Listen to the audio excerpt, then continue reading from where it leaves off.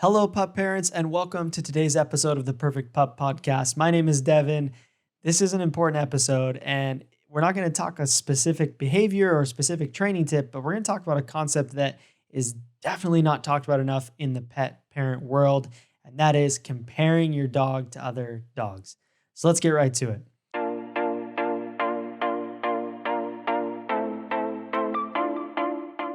First off, quick kind of backstory of how I got to this. Recently, I went and visited some family, and there were two puppies that I had never met in this extended family, and one of them was about a 10-month-old pup, and the other one was about 4 months old.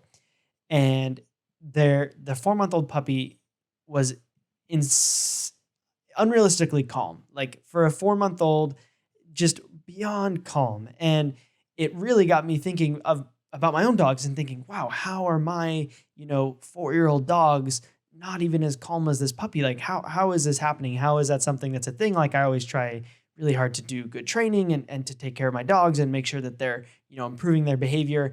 How is this dog that's 4 months old calmer than my own dogs, or better behaved than my own dogs? And I kind of got into that little trap of thinking for a minute, and it got me thinking a lot about the differences in our dogs and the differences in our dog situations and what those mean, and how it can affect our dog's behavior.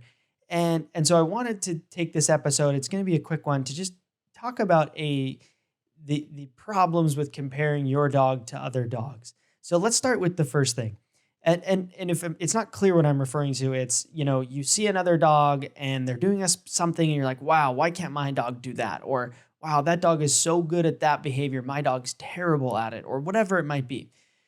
So first thing why I think this is a challenge is, number one, you don't know anything about that other dog's backstory. You don't know if that dog happened to be, in this instance of this 4 month old puppy I'm comparing in this story, this doesn't apply, but you don't know what the dog's backstory is. So for example, you see a dog walking down the street doing a perfect heel and, attentive to the pup parents every single move, and, doesn't bark at other dogs when they walk by, whatever it might be.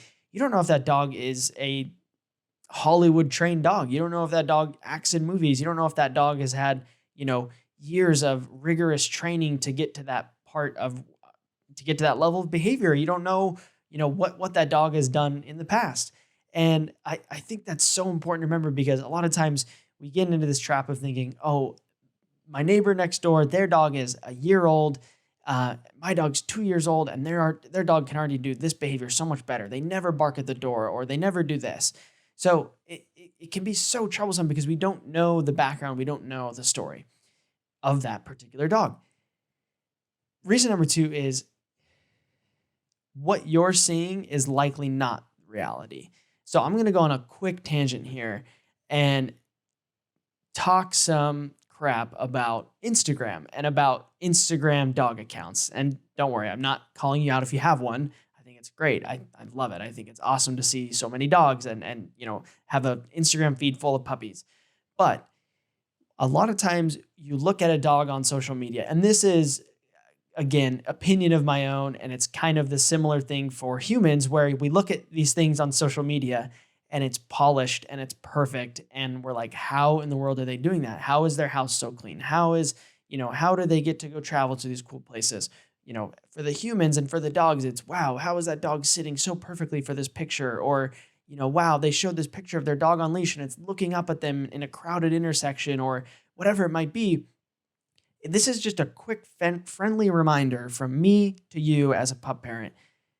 Instagram is not real. The dogs that you see on there, the things that are being captured in those moments in your feed, they're not real. It's a snapshot. You don't get the whole story. You don't get the whole picture. So while it might look like, wow, that dog is so well behaved, or that dog is doing this, and even with stories, obviously stories are a little more real, but people can still doctor stories. They're only going to show you the parts that make their dog look good oftentimes, or they're going to show you the things that are positive and not the moment where, their dog pooped in the middle of the floor. And so this Instagram trap of, oh, these Instagram dog accounts, they've got 50,000 followers and they look perfect. And I can tell you, we here at Pupford, we work with a lot of different, whatever you want to call it, influencer accounts or dog accounts, or, people who have social media for their pets or for themselves.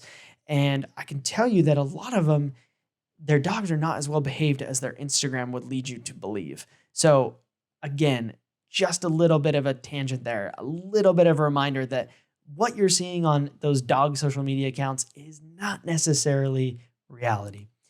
Here's my final thought on not comparing your dog to other dogs.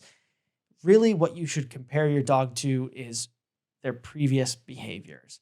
And what I mean by that is this. My dog Scout, she is a great dog. I love her. She is amazing, but she is not perfect.